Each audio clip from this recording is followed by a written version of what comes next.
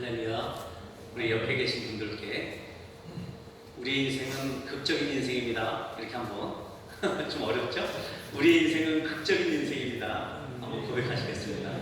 예. 극적인 인생입니다. 예. 드라마 같은 인생이라는 얘기입니다. 예. 여러분들의 삶은 그렇게 드라마처럼 멋진 인생이 되리라 믿습니다. 예. 오늘 이 장면도 역시 드라마입니다. 예. 우리나라 그 사극에 보면은 왜 그런 게 있잖아요. 조선시대에 보면은 서로 당파 싸움이라 그러죠. 당파 싸움에 있어가지고 한쪽 당파가 어느 날 갑자기 그 적으로 뭐라 그러죠? 갑자기 생각 안 나네. 역적 집안으로 몰리는 거야. 역적 집안으로 몰려가지고 어느 날 갑자기 멀쩡한 집에 막 군사들이 들어오게 되잖아요. 역적은 어떻게 해요? 3대까지 멸하게 돼 있거든요. 예. 그러니까 4대 말고 그 손자 때까지, 아들 손자 때까지 싹 멸하게 돼 있단 말이에요. 그러니까는 그 군사들이 와서 왕의 명령에 따라서 이 역적 집안을 토벌을 하게 되거든요. 그때 어떻게 돼요? 어떤 그 주인공이 있잖아요. 주인공이 이제 어린 갓난아이란 말이에요. 근데 그 유모가 이 강포에다 이렇게 딱 싸가지고 막 도망가고 숨어 있다가 그래가지고 나중에 이제 주인공이 이제 장성해가지고 무술을 일으키거나 아니면 이제 주인공의 왕족일 경우는 그 전에 왕을 따르던 그 주인공의 이제 그 주변 사람들이 모여가지고 다시 주인공을 왕으로 세우거나 이런 일들이 있게 된단 말이에요. 이게 드라마에 있어야 될 그 일이 오늘 성경 안에서 지금 이루어지고 있거든요. 대단하죠? 재밌죠? 예. 그래서 일단 오늘 그 말씀처럼 이런 그 권선징악이나 복수사국 드라마의 그 전형적인 형태가 오늘 우리가 보고 있는 것인데요. 그런 것과 똑같은 일이 오늘 성경에서 지금 나오고 있는 거란 말이죠. 근데 오늘 이 성경의 배경을 좀 말씀을 드리면 이 이스라엘 땅 가운데 지금 우리가 지금 남북한도로 좀 나눠져 있는 것처럼 북쪽에는 북이스라엘 10개 지파, 그리고 남쪽에는 남유다 이렇게 2개 지파, 유다와 베냐민이 2개 지파로 해서 딱 남북이 갈라져 있던 상태에서 북쪽에 있는 대부분의 왕들은 하나님 보시기에 악한 왕들이라고 이야기를 했어요. 그럼에도 불구하고 이 남쪽에 있는 그 왕들에게 있어서는 한 8왕 정도는 하나님 앞에서 하나님을 찾는 왕들이었기 때문에 그래도 좀 선한 왕이다 이렇게 표현하고 있는 것을 보게 되거든요. 그래서 이 선한 왕을 기준으로 해서 하나님을 가장 열심히 찾았던 왕은 다윗 왕을 이렇게 모델로 삼고 있단 말이죠. 그래서 이 다윗왕과 같은 이들을 선한 왕이라고 얘기했어요. 그 남유다의 선한 왕 중에 하나는 또 이제 여호사밧 왕이라는 왕이 있었는데 오늘 이 여호사밧 왕은 아주 선한 왕이었음에도 불구하고 한 가지 실수를 하게 돼요. 뭐냐면 그 북쪽에 우상을 섬기던 그 북쪽 이스라엘의 왕들과 교류를 하게 돼요. 그래서 자기 아들을 그 북쪽의 왕과 결혼을 시키단 말이에요. 그 왕이 바로 여호람 왕이었고 그 여호람 왕과 결혼한 그 북쪽의 왕의 딸은 누구냐면 아달랴라는 사람이고 아달랴라는 그 딸의 어머니가 바로 이세벨이란 말이에요. 그 이세벨의 남편이 극도로 악한 아합 왕이었고 이런 상황에서 지금 이 이야기가 펼쳐지고 있는 거죠. 그래서 어쨌든 이 이스라엘의 아합 왕조와 인연을 맺었던 이 여호사밧의 실수 때문에 결국은 자신의 아들을 그 시돈 땅의 왕인 그 엣바알이라고 하고 바알을 섬겼던 그 제사장이 왕이 되는데 그 왕의 딸 그리고 왕의 그 딸의 또 딸 이 아달랴와 자기 아들을 결혼시키게 되는 이런 큰 실수를 하게 됩니다. 그렇게 돼서 이제 어느덧 세월이 지났어요. 지나고 나서 여호람도 죽고 그 아달랴와 결혼했던 여호람도 죽고 그 다음에 그 여호람의 아들인 그 아하시아가 있는데 이 아하시아도 북쪽에도 이제 요람이라고 하는데 그 요람 왕이라고 그 사람이 전쟁을 하다가 상처를 입어서 병이 들게 된단 말이에요. 그때 그 사람을 문병을 하러 가요. 이 아달랴의 아들 아하시아가 왕일 때 북쪽 이스라엘에 문병을 하러 간단 말이에요. 그랬다가 거기서 그가 반역을 일으킨 북쪽 이스라엘의 반역을 일으킨 그 예후라고 하는 그 군대 장관에 의해서 죽임을 당해요. 그러니까 이제 남쪽에는 누구만 남아요? 예, 그 정치의 핵심을 갖고 있었던 아달랴, 이 왕후만 남게 되는 거예요. 자기 아들인 왕은 이스라엘에서 죽게 되고 이 왕후만 이 남유다에 남게 된 것이죠. 그 상황에서 이 벌어지는 사건이었단 말이에요.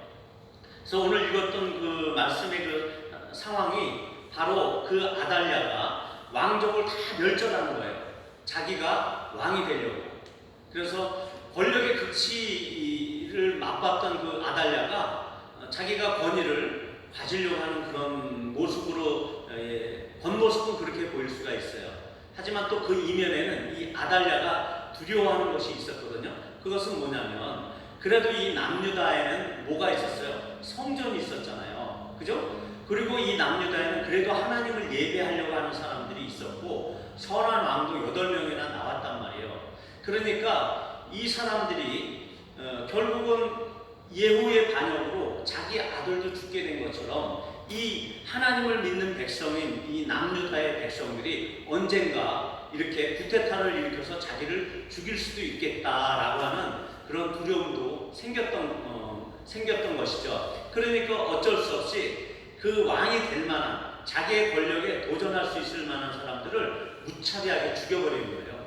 아주 그냥 싸그리 다 죽이는 그 상황에서 아까처럼 그 드라마와 같은 상황이 발생이 된 거죠. 그 바로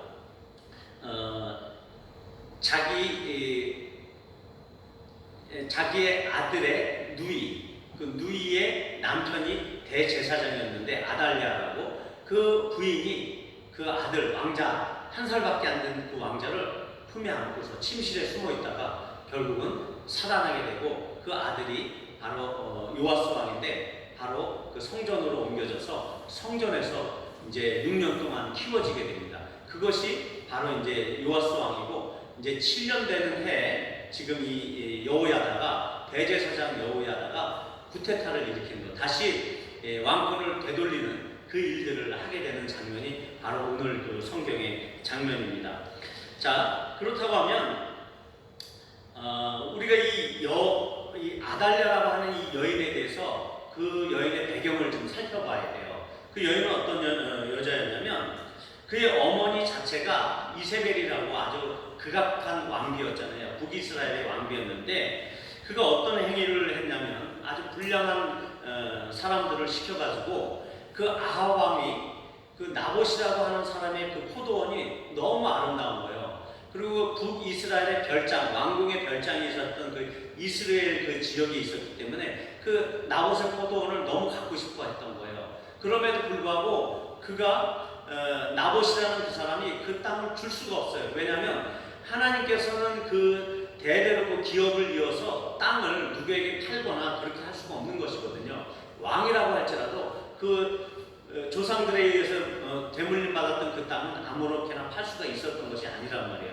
그때 이 나봇이 그렇게 왕에게 그 땅을 팔지 않게 되니까 그 이세벨이 어떤 계획을 짜게 되냐면 불량배들을 사요. 그래서 그 불량배들을 통해서 그 나봇이 하나님을 저주했고 왕을 저주했다. 이런 엉뚱한 이런 그 죄를 뒤집어 씌워가지고 결국은 사람들로 인해서 돌을 던져서 죽게 만드는 그런 사건을 벌이게 되는 거죠. 그러고 나서 낼름 그 나봇의 포도원을 자기들이 갖게 되는 그런 악한 일을 하게 되는 겁니다. 결국은 오늘 이 성경의 그 앞에 보면은 극도로 악한 이세벨은 결국은 그 이스라엘의 그 자기 별장 그 성에서 그 내시들에 의해서 떨어져서 죽게 되고 결국은 엘리야를 통해서 예언했던 것처럼 그 개들이 그 이스라엘 땅에 있는 그 개들이 와서 그의 살점들을 다 먹어버리고 결국은 뭐 머리통하고 손하고 발밖에 남지 않는 그런 아주 비참한 상태로 죽게 되는 것이죠. 그 여인의 그 이세벨의 딸이에요. 바로 이 아달랴가. 그리고 무엇보다 이 아달랴는 그래서 출신 자체가 이 이스라엘이나 유다가 아니란 말이에요. 결국은 시돈 왕 에트바알의 손녀란 말이에요. 바알을 열심히 섬겼던 바알의 제사장 출신의 그 에트바알의 손녀란 말이죠. 그리고 바알 신앙에 철저히 물들어 있었던 여자이기 때문에 그리고 그런 여자에게 이 세상 권력의 끝판인 그 왕이라고 하는 절대 권력이 이 여자에게 주어지는 거예요. 왕권이 주어지는 거죠. 예, 어떻게 보면 그가 권력을 쟁취한 것일지 몰라도 어찌됐든 그는 그 왕권을 그 손아귀에 쥐게 된 것입니다. 그리고 자신의 권력에 대한 미련을 버릴 수 없었기 때문에 그 권력에 미쳐서 결국은 그런 아주 처절한 행동을 벌이게 되는 것이죠.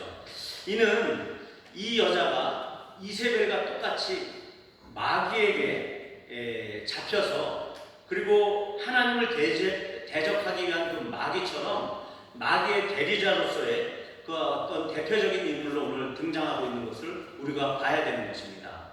하나님을 대표하는 다윗 왕권, 하나님을 열심히 찾고 하나님을 열심히 하나님께 무슨 일을 만나든지 하나님께 묻고 결정했었던 그 다윗처럼 다윗을 열심히 섬겼던 그 다윗의 왕조와 대적해서 지금 바알을 섬기고 바알을 열심히 쫓고 있는 이 여인이 다윗 왕조를 끌어버리고 자기가 왕이 되기 위해서 그 다윗 왕조 위에 올라간 것처럼 지금 보이고 있는 상황이 된 거예요. 결국은 마귀는 다윗이 어떤 사람이다라는 것을 알고 있었고 하나님께서 다윗에게 약속했었던 그 약속이 뭔지 알고 있었던 거죠. 너의 대를 이어서 너의 후손으로부터 메시아가 올 것이다라는 것을 선지자들이 예언한 것을 마귀는 알고 있었던 거예요. 그래서 다윗으로부터 오는 그 다윗의 혈통을 통해서 메시아가 오는 것을 끊어내기 위해서 그리고 다윗의 혈통을 통해서 이 이스라엘 민족이 굳건하게 계속적으로 세상 나라 안에서도 굳건하게 세워지고 정말 외적의 침략으로부터도 굳건하게 세워지고 이렇게 쓸 수 있다는 것을 마귀는 알고 있었던 것입니다. 그래서 다윗 왕조의 왕들을 통해서 하나님을 예배하는 일들이 끊쳐지지 않을 것이다라는 것은 다윗이 그 마귀가 알고 있었다는 거예요. 그렇기 때문에 이 성전이 서 있던 이 예루살렘, 남유다, 예루살렘이 남유다에 속해 있었거든요. 그러니까 이 예루살렘에 속해 있는 이 예루살렘 안에 있는 이 성전 안에서 드려지는 예배를 끊어내기 위해서 아달랴라고 하는 그 악한 그 여인을 이 예루살렘으로 침투시킨 거나 마찬가지였어요. 결국은 그로 인해서 이 정권을 잡게 되는 이런 악한 계계가 마귀의 그 심각한 계계가 지금 펼쳐진 것으로 보여지는 것이죠. 결국은 예배가 이제는 다 끝장날 판이 된 거예요. 하나님을 향해서 예배 드리고 싶은 그 마음이 이제는 예배 드리고 싶어도 드릴 수 없는 그런 공포 분위기로 이 시대가 변해가는 듯한 그런 모습을 보고 있는 것이죠. 그래서 그의 통치가 6년 동안이나 있었거든요.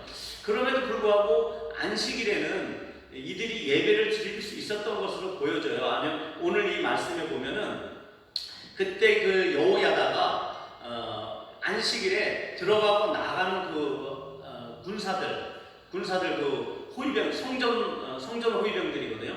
그 성전 호위병들이 들어가고 나갈 때 나가는 호위병들하고 들어오는 호위병들하고 동시에 명령을 내려서 그들이 왕궁을 잘 감시하고 있다가 왕을 7살이 난 이 요아스 왕을 다시 왕위를 세우고 그에게 기름을 부을 때 대적들이 공격하지 않나 그런 철저한 수비를 볼 수 있도록 이런 명령들을 내리는 것으로 봐서 안식일은 그래도 지켜지고 있던 것으로 보여지긴 하지만 어찌됐든 그 거룩한 성 예루살렘 안에는 이 아달랴가 지어놓은 그 바알의 신전이 있었단 말이에요.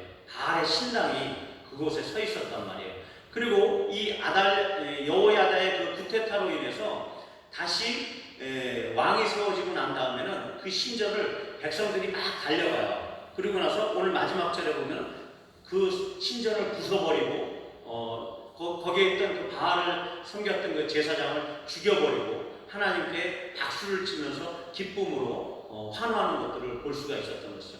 그것은 뭐냐면 이 예루살렘 안에는 그래도 하나님을 섬기고자 하는 하나님 여호와 신앙을 갖고 있었던 사람들이 많이 있었다라는 거예요. 그럼에도 불구하고 이 아달랴라고 하는 그 악한 그 여왕에 의해서 그 왕후에 의해서 그 땅에서 예배가 충분히 하나님 앞에 드려지지 못하고 있었던 것이죠. 그러한 울분이 있었고 그러한 예배에 대해서 사모하고 있었던 그 사람들이 결국은 이런 구테타를 일으키게 되는 것입니다. 그래서 우리가 알다시피 하나님을 경외하고 하나님을 찾는 왕들이 통치권을 갖게 되면요, 그 나라는 하나님의 그 축복과 또한 하나님의 평안을 얻게 되는 것입니다. 하지만 반대로 그렇지 않고 이 악한 마귀의 자녀들이 그 통치권을 갖게 되면요, 결국은 그 사회는 아주 불공평하고 어떤 그 불공평한 사회 악들이 점점 퍼져나가는 것이에요.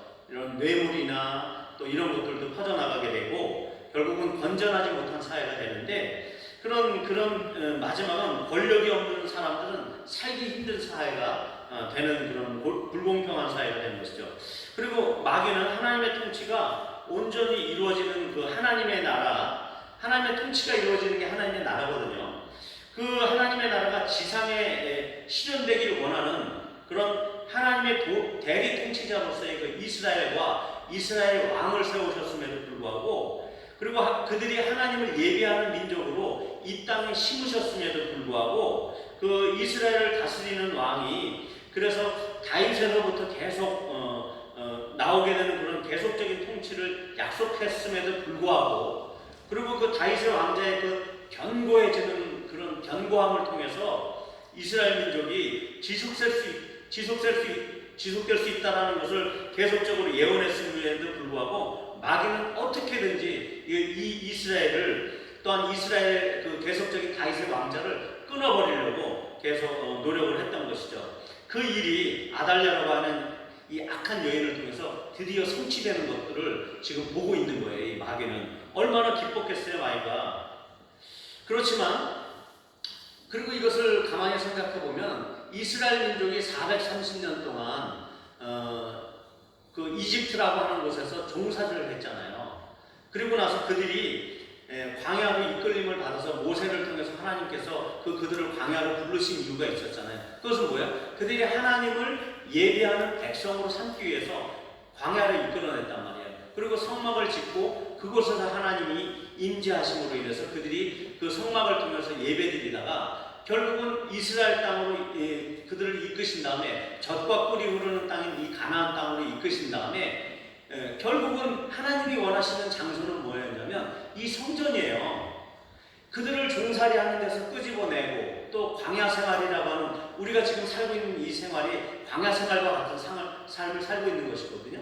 그리고 이 광야 생활을 마치고 가나안에 들어간 우리가 천국에서 해야 될 그 온전한 예배, 그 새 예루살렘, 그 땅에서 하나님이 성전되어 주시는 그 땅에서 우리가 하나님을 찬양하고 그 하나님을 예배하는 그 일들을 향해서 우리가 지금 달려가고 있는 것처럼, 이들이 광야에 그 430년 종살이를 떠나서 또 광야에서 40년 동안 살면서 살아왔던 그 모든 여정들은 예루살렘에서 하나님을 예배하기 위해서 그들이 그런 여정을 겪었던 것이에요. 그리고 그들이 결국은 성전을 만들고 성전 안에서 하나님의 영광이 임하고 하나님의 임재가 임하면서 그들이 이제는 정말 하나님을 참으로 예배하는 민족으로서 그 실질적인 삶을 살고 있었단 말이에요. 그럼에도 불구하고 이들은 그 예배에 성공하지 못했어요. 왜? 그들의 죄 때문에. 그래서 그들의 그 죄 때문에 그들은 결국 그 땅에서 쫓겨나가고 그 땅에서 이런 그 아달랴와 같은 여인을 허용하게 되고 이런 문제들이 발생이 됐던 것이죠. 그리고 다윗은 이 성전 건축을 위해서 열심히 준비했어요. 자신은 전쟁에서 피를 많이 흘렸기 때문에 하나님께서 너는 이 성전을 짓지 못해. 그런데 너의 아들 솔로몬, 그 솔로몬의 이름의 근원은 샬롬이라고 했거든요. 평강이라고 했단 말이에요. 그래서 하나님의 성전을 짓는 사람은 전쟁의 사람은 안 돼. 샬롬의 사람이어야 돼. 하나님의 완전한 평강과 하나님의 그 축복과 은혜 가운데 성전이 지어져야 돼. 그래서 다윗은 성전을 짓지 못했지만 그가 모든 재료들을 준비해요. 사람도 준비해요. 그래서 모든 재료를 준비하고 나서 결국은 이제 드디어 솔로몬에 의해서 이 성전이 지어지게 된단 말이죠. 그 건축의 그 대사업, 성전 건축의 대사업이 마무리되게끔 하고, 그래서 백성들은 그 예배가 실제적으로 이루어지는 삶이 이제 그들에게 임했고, 하나님을 그래서 겸손히 섬기는 것이 이들 백성에게 도리가 되어졌고, 그리고 이 백성들은 예배에 성공을 해야 했어요. 그런데 이 예배가 결국은 하나님의 말씀대로 정성껏 하나님께 드려지지 못하게 됐어요. 예배가 실패했어요. 첫째로. 그것은 하나님의 말씀을 벗어났기 때문이에요. 결국은 그것 때문에 그들 나라에 대적들이 보내지게 돼요. 이 세 가지 순환이 바로 그들이 처음부터 예배에 실수했기 때문에요. 그것을 볼 수 있거든요. 우진아 말라기서를 한번 올려줄래요? 그 다음 보면 나와 있어. 우리가 한번 이 말라기서를 한번 잠깐 보도록 하겠습니다. 제가 읽을게요. 한번 보도록 할게요. 내 이름을 멸시하는 제사장들아, 나 만군의 여호와가 너희에게 이르기를 아들은 그 아버지를, 종은 그 주인을 공경하나니 내가 아버지일진데 나를 공경함이 너희가 어디 있느냐? 내가 주일진데 나를 두려워함이 어디 있느냐? 하나 너희는 이르기를 우리가 어떻게 주의 이름을 멸시하였나이까 하는도다. 너희가 더러운 떡을 나의 제단에 드리고도 말하기를 우리가 어떻게 주를 더럽게 하였나이까 하는도다. 이는 너희가 여호와의 식당은 경멸히 여길 것이라 말하기 때문이다. 만군의 여호와가 이르노라 너희가 눈먼 희생제물을 바치는 것이 어찌 악하지 아니하며 저는 것 병든 것을 드리는 것이 어찌 악하지 아니하냐. 이제 그것을 너희 총독에게 드려보라. 그가 너를 기뻐하겠으며 너를 받아주겠느냐. 만군의 여호와가 이르노라 너희는 나 하나님께 은혜를 구하면서 우리를 불쌍히 여기소서 하여 보라. 너희가 이같이 행하였으니 내가 너희 중 하나인들 받겠느냐. 만군의 여호와가 이르노라 너희가 내 제단 위에 헛되이 불사르지 못하게 하기 위하여 너희 중에 성전문을 닫을 자가 있었으면 좋겠도다. 내가 너희를 기뻐하지 아니하며 너희가 손으로 드리는 것을 받지도 아니하리라. 만군의 여호와가 이르노라 너희가 또 말하기를 이 일이 얼마나 번거로운고 하며 코웃음치고 훔친 물건과 저는 것 병든 것을 가져왔느니라. 너희가 이같이 봉헌물을 가져오니 내가 그것을 너희 손에서 받겠느냐. 이는 여호와의 말이니라. 짐승 떼 가운데 수컷이 있거늘 그 소원하는 일에 흠없는 것으로 속여 내게 드리는 자는 저주를 받으리니 나는 큰 임금이요 내 이름은 이방 민족 중에서 두려워하는 것이 되느니라. 만군의 여호와의 말이니라. 이 이야기는 뭐냐면요, 하나님께 드리는 예물들은요 흠이 있으면 안 돼요. 상처가 있어도 안 되고 점이 있어도 안 돼요. 아주 흠없고 점없는 것으로 드려져야 되는데 이스라엘 민족들이 어떻게 하냐면, 그리고 자기들이 기뻐해서 드리는 제사, 서원 제사 이런 게 있거든요. 이런 것은 순양을 드리게끔 돼 있어요. 근데 이들이 자기가 하나님 잘 봐주십시오, 내 이런 소원이 있으니까 이 소원을 들어주십시오, 이렇게 하나님 앞에 뭔가를 바라면서 기대하면서 나감에도 불구하고 하나님의 원칙대로 제사를 드리지 않는 거예요. 순양을 드리라고 했는데 순양은 값어치가 있는 것이거든요. 씨를 뿌릴 수가 있기 때문에. 그러니까 순양을 안 드리고 암양을 드려버리는 거예요. 그리고 하나님께 제사를 드리면서 깨끗한 제물들을 드리지 않는 거예요. 더러운 제물, 찌꺼기 같은 제물들을 하나님께 드리면서 이걸 헌물이라고 드려버린단 말이죠. 하나님께서 그거를 받으시겠냐는 얘기예요. 성문을 닫았으면 좋겠다. 이제 너희가 드리는 그런 제물들이 아주 지겨워. 하나님께 드리는 그 온전한 예배가 드려지지 않고 있었다는 것을 오늘 지금 이 사회 가운데 하나님께서 말씀하고 계신 거예요. 결국은 이들이 성전이라고 그렇게 번듯하게 만들어 놓고 하나님을 여전히 제사한다고, 안식일에서 나가도 제사를 드리고 또 여전히 제사 드리고 하며 자기가 소원할 게 있고 정말 하나님께서 들으실 만한 제목이 있다라고 하면서 나가면서도 스스로 자기들을 속이고 있는 거예요. 하나님 앞에서의 자기의 헌신도나 하나님께 드려져야 될 그 봉헌의 그 순수함과 아주 저먹고 흠없는 제물을 드려함에도 불구하고 자기의 이익을 쫓아서 이것을 갖다가 신실한 양이나 흠이 없는 양들을 시장에 갖다가 팔게 되면은 좀 더 많은 이익을 얻으니까 하나님께 드리는 것은 누가 보겠어?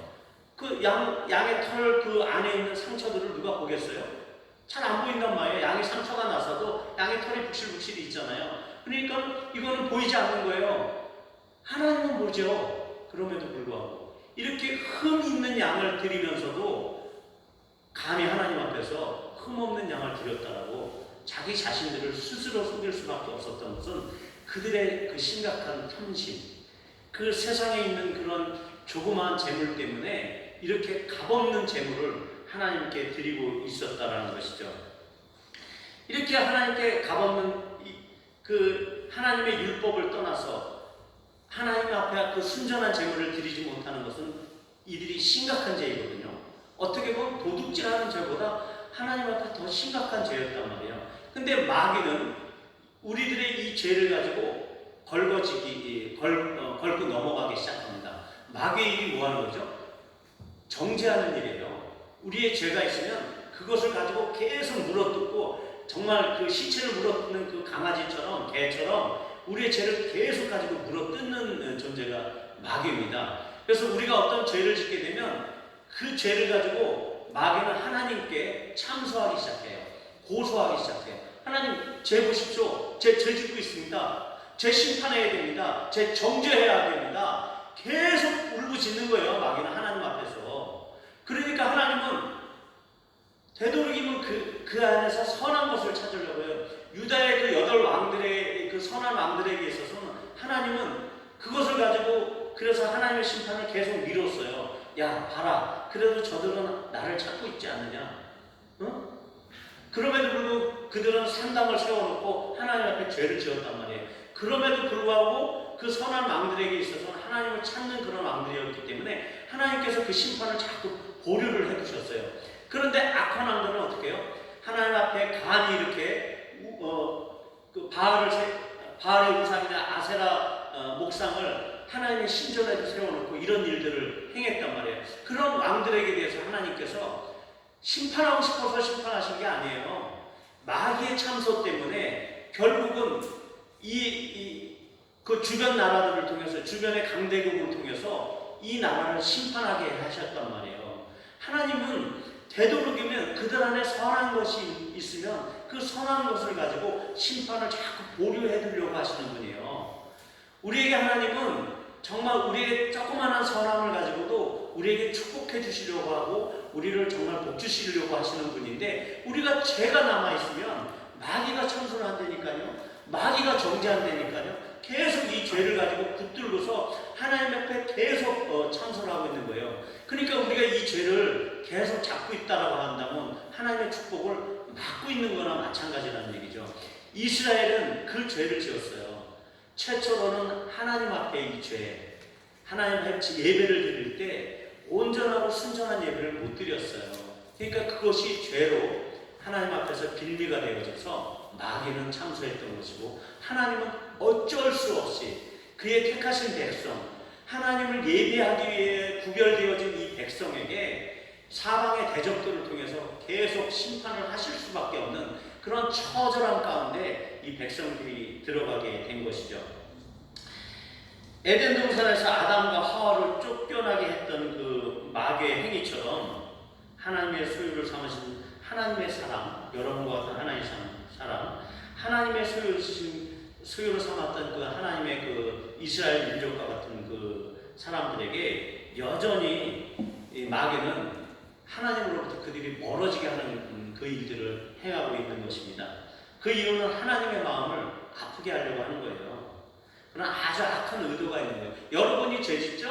그럼 하나님 마음이 더 아픈 거예요. 예. 마귀는 그것을 계속 붙들고 있다니까요. 여러분, 하나님 마음을 아프게 하고 싶으면 정말 죄를 계속 지으세요. 그리고 하나님의 앞에서 그 아픈 마음의 가장 심각한 것은 예배를 경홀히 여기는 거예요. 예배를 아주 값어치 없이 여기는 거예요. 우리 예배가 그냥 몸만 달라갔다 가는 그런 예배가 아니라니까요. 하나님의 그 영적인 모든 것이 이 예배 안에 함축되어 있어요. 여러분들이 세상에서 종살이하던 그 삶에서 이렇게 이 가나안 땅까지 불러내시고 예배하는 족속으로 만드신 것은 하나님이 모든 그 관심과 집중이 예배 안에 있었기 때문에 이곳에서 여러분들이 예배를 받고 싶어 하셨던 것이란 말이에요. 그렇기 때문에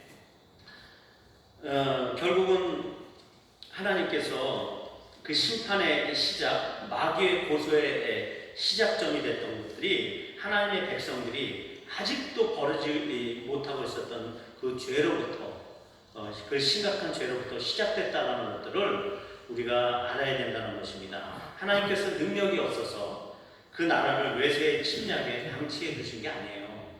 하나님께서 도와주실 능력이 없어서 여러분의 기도를 듣지 않고 여러분들의 고통에 외면한 것이 아니란 얘기예요. 바로 우리의 죄악이 마귀의 참소거리가 되어가지고 그 참소로 인해서 하나님의 은혜가 그것을 넘어오지 못하게 하고 있는 거예요. 계속적으로.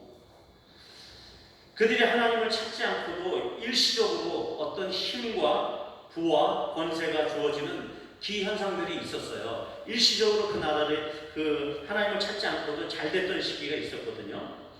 그리고 그런 힘으로 도리어 외세 세력들에 대해서 더 침공하고 공격을 할 수 있었던 그런 힘이 있게 됐었단 말이죠. 근데 그 힘이 결코 하나님 앞에서 초복된 힘이 아니라는 거예요.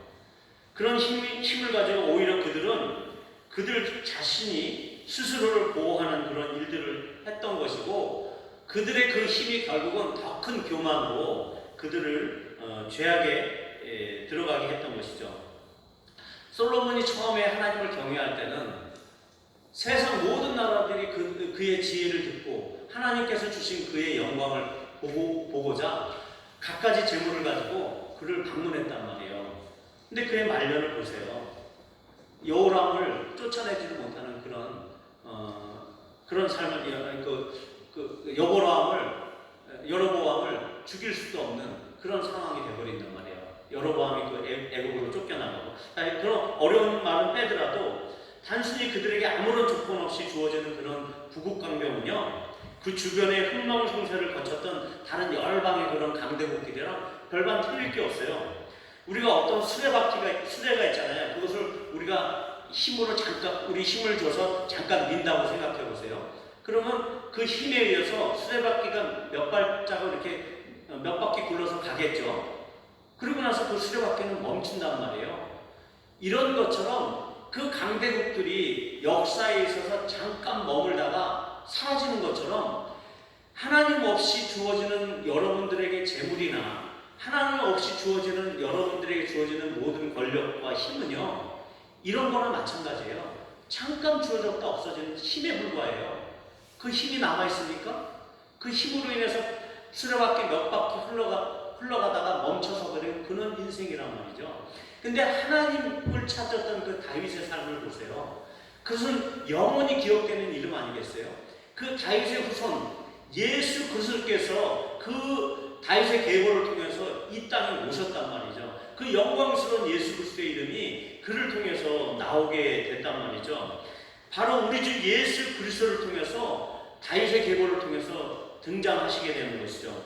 그분은 어떤 분입니까? 창조주이시고 우리 인생의 참 주인이시고 오히려 우리들의 종처럼 하나님이시고 창조주이신 그분이 겸손히 자신을 지극히 낮추셔가지고 그 주인의 발을 닦는 그 종의 모습으로 우리에게 오셨다란 말이에요. 그리고 우리의 죄의 근원적인 문제를 씻어주시려고 죄 많은 우리를 직접 찾아오신 분이란 말이에요. 그리고 지금도 우리를 여전히 우리의 죄를 빌미로 정죄하고 있는 그 마귀에 대해서 그 마귀의 입을 꼬매버리시는 그런 분으로 우리에게 오신 분이란 말이에요. 그렇기 때문에 예수 그리스도 안에서는 결코 정죄함이 없는 것입니다. 그리고 과거의 죄, 우리가 현재 짓고 있는 죄, 앞으로 짓게 될 그 모든 미래의 죄에 대해서도 결코 우리는 정죄당하지 않는 거예요. 우리가 앞으로 지을 죄에 있어서도 마귀의 참소가 있을 것이에요. 그럼에도 불구하고 우리는 그 마귀의 참소에 해당되지 않아요. 왜? 예수 그리스도께서 이미 모든 죄를 담당하셨기 때문에. 예수님은 그런 분이에요. 예수님의 그 값진 희생, 십자가의 보혈이 그렇게 값없는 것이 아니에요. 우리가 장래에 지을 그 죄까지도 하나님께서는 다 예수 그리스도 안에서 다 씻기신 분이에요. 그 위대하신 왕이신 그 예수 그리스도께서 우리에게 다윗의 계보를 통해서 오셨단 말이죠. 그러니까 다윗의 이름이 얼마나 놀라운 것입니까? 그런데 그럼에도 불구하고 우리가 앞으로 짓게 될 모든 죄까지 감당하시는 그 예수님께서 그래도 우리에게 한 가지 요구하시는 것이 있다는 것이에요. 그것은 뭐냐면 다윗 왕처럼 그 유대 땅의 그 8왕처럼 하나님을 찾으라는 거예요. 하나님께 나와야 된다는 것이고 나오되 늘 나와야 된다는 것이고 하나님을 찾아야 된다는 것인데 하나님을 찾되 늘 찾으라는 것이 그거 한 가지밖에 없어요. 너희들이 애써서 죄를 짓지 않고자 노력하라 그런 얘기 아니에요. 여러분들이 죄를 짓고 나서도 죄를 짓고 있는 그 상황에서도 곧바로 하나님을 기억하고 찾아오면 돼요. 그것이 하나님이 원하시는 한 가지예요. 왜냐하면 하나님께서, 예수님께서 이 모든 죄를 다 감당해서 갚아버리시기 때문에 우리가 할 일이 없어요.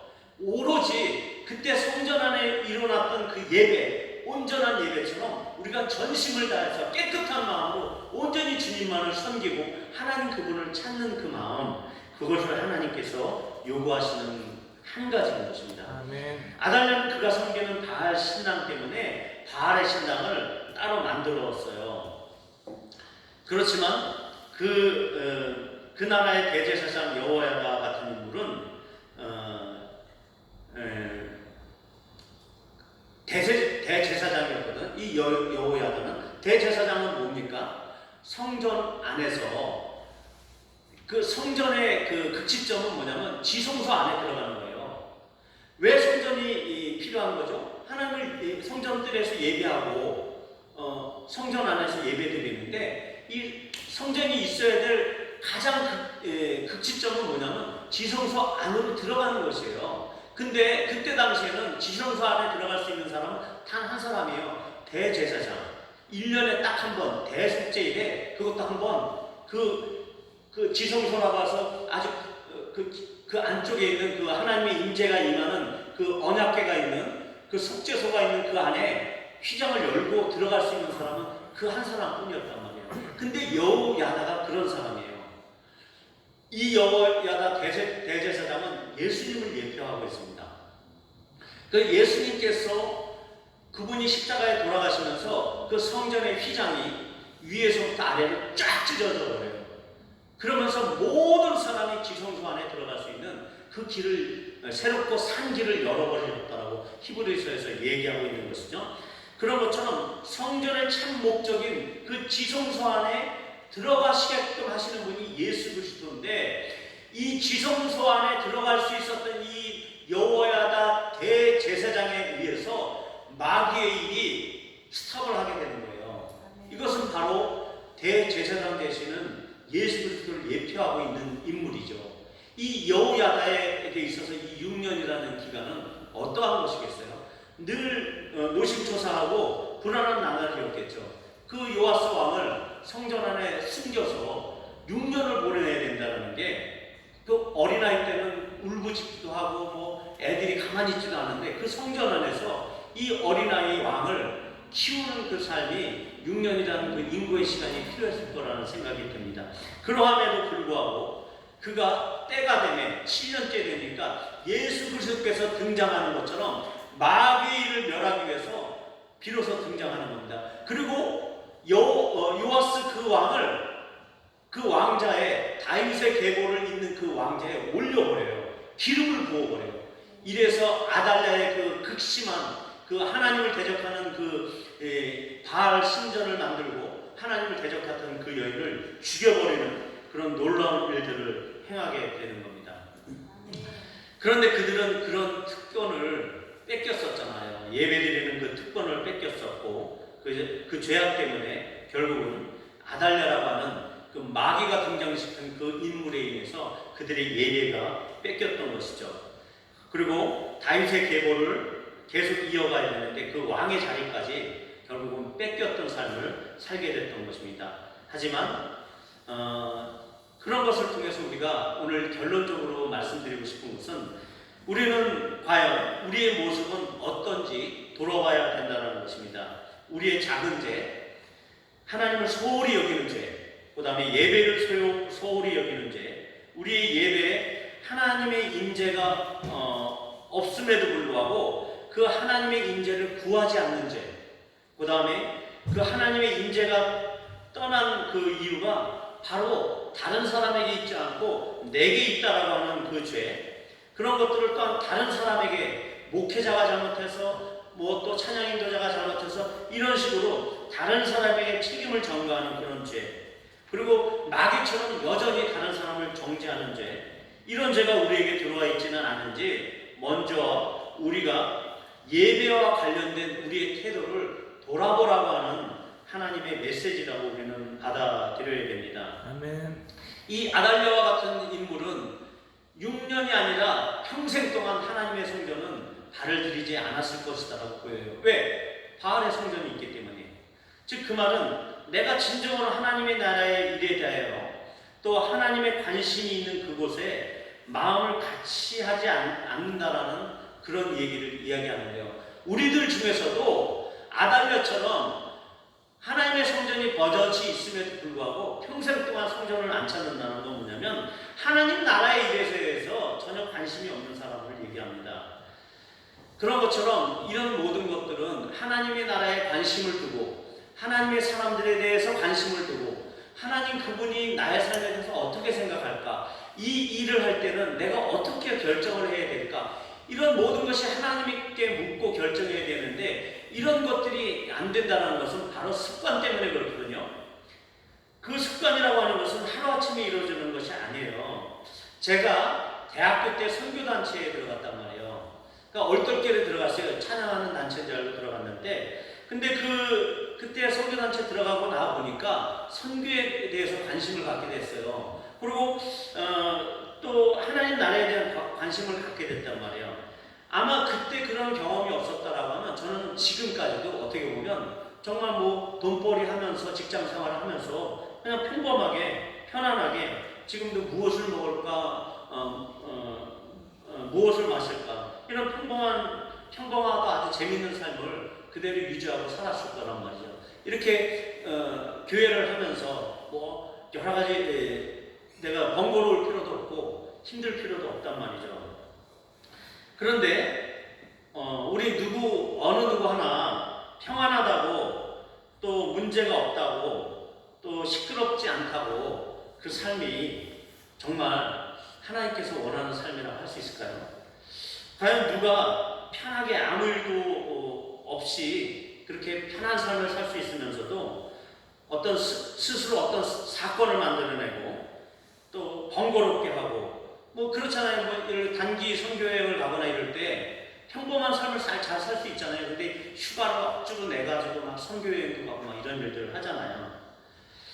그러니까 막상 하나님의 나라를 위해서 무엇을 한다라는 것은요, 우리의 그 일상에 익숙한 삶에서 좀 벗어나는 거예요. 좀 번거로운 거예요. 좀 우리 일상에 있어서 조금 귀찮은 일들이 발생이 된다는 것이죠. 이처럼 하나님 나라에 관심을 갖고 뭔가 변혁을 원하는 사람들은요, 이 여호야다 같은 사람이에요. 이 여호야다는 그가 구테타를 벌이지 않아도 잘 먹고 잘 살 수 있는 사람이에요. 대제사장이었기 때문에. 근데 그가 왜 이 변혁을 일으키고 구테타를 일으켜서 이 힘든 일을 자주 했을까요? 이 6년이라는 기간 동안에 그렇게 노심초사하면서 이 왕을 세우기 위해서 이렇게 노력을 했을까요? 그는 지성소를 경험한 사람이기 때문에 그래요. 그는 대제사장이고 지성소를 경험한 사람.